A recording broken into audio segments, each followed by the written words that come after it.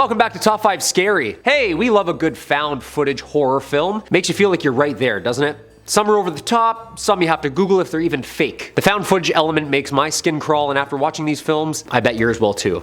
As always, if you like this video, hit us up with a huge like button down below. Till then, I'm your host, Comic Waters, and here's the top 5 real lost footage horror movies that you've never seen before. Number 5, Incantation. Apparently right now, it's the ranking for the most watched non-English horror film worldwide, with over 10 million hours watching and rising. That's pretty sick right there, starting off, you know? Obviously, I couldn't leave this one off the list with a reputation like that, so here we go. Incantation is a 2022 Taiwanese found footage supernatural horror film directed by Kevin Ko and co-written by Kevin and Chang Shi-wei. Released in Taiwan March 18th, 2022, it became the highest grossing Taiwanese horror film ever made. Yeah, it's received international distribution from Netflix. Hey, Netflix, so good. Since July 8th, 2022. Here's the plot. A woman named Lee Ronan narrates the film, imploring the audience to memorize an insignia and chant an incantation to bless them and lift a curse on her 6-year-old daughter Dodo. The insignia and incantation are interspersed frequently throughout the film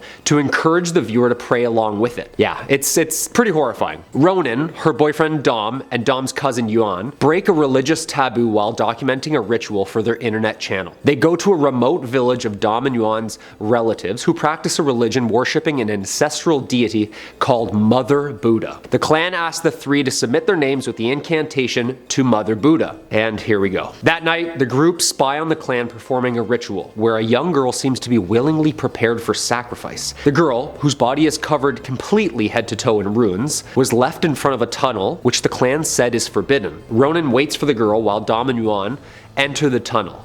Uh-oh. Yeah, that's not good. Yuan later emerges screaming and Dawn seemingly lifeless. Ronan and Dodo's house soon becomes infested by unexplained ghostly activities, and Dodo is disturbed by a shadowy presence. They bring her to a shrine where a priest agrees to exorcise Dodo. Yunan later becomes possessed and sends copies of the tunnel footage. That's horrifying. Yeah. Just Chuck Liddelling yourself on a computer desk. Yeah, you're definitely gonna need a Tylenol after that one. Ouch. The film ends with some audience participation, and I'm not gonna spoil anything, don't worry, but after watching this, I kinda understand why it's rated what it's rated. Yeah, very scary, but also really good. As always, dudes, if you like what we do here too, hit the like button or leave us a comment down below.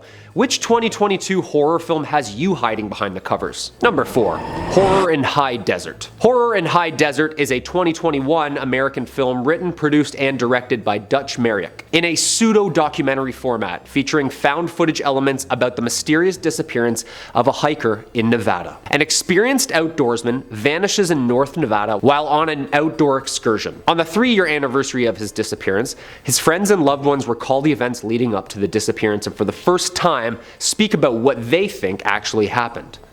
The first part focuses on the police report of hiker Gary Hinge. Toward the end of July 2017, Gary hiked to an unspecified area in the Mojave Desert, and the police conduct a search based on the last GPS of location on Gary's cell phone. As time goes by, the media stop reporting, and a private investigator named Bill is asked to investigate so that the case would not be abandoned. The investigation then focuses on clues in the last of the published videos. Gary appears in frame from his home, narrating a very unusual experience. The footage found reveals that Gary was able to find his way back to some mystery cabin. There he hears chanting that seems to be human-like, and he eventually is attacked and the camera stops recording. Reporter and the private investigator speculate that who or what might have attacked the hiker. It is mentioned that the police have made this footage public in the hope that someone in the audience might offer some additional clues, which spark a series of theories such as Area 51, atomic testing, satanic rituals, and of course, extraterrestrials.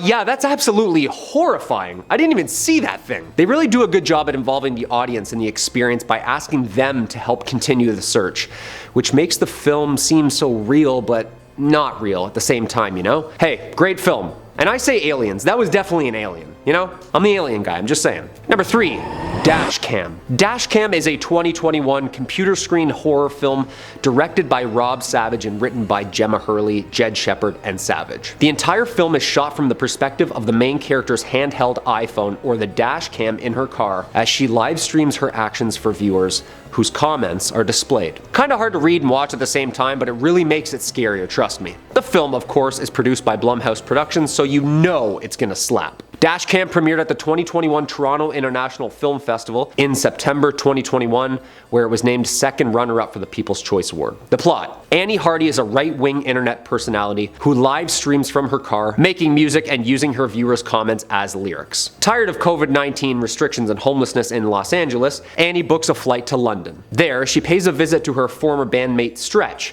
who now works as a delivery driver. When she arrives at the restaurant, Annie is surprised to find it abandoned before she encounters the owner, who offers Annie huge money to apparently transport an old woman, Angela, to an undisclosed location. Annie accepts the offer, of course, and drives with Angela while live streaming everything to her fans. And this is where it gets terrifying. Angela then vanishes into a nearby forest, and the group find her standing atop of a tree, to which Angela just floats down to the ground before attacking the group, showing them her supernatural abilities. Angela hunts them down, and after a terrifying scene that I'm not going to spoil, a humanoidish creature emerges out of Angela, where it now hunts for Annie.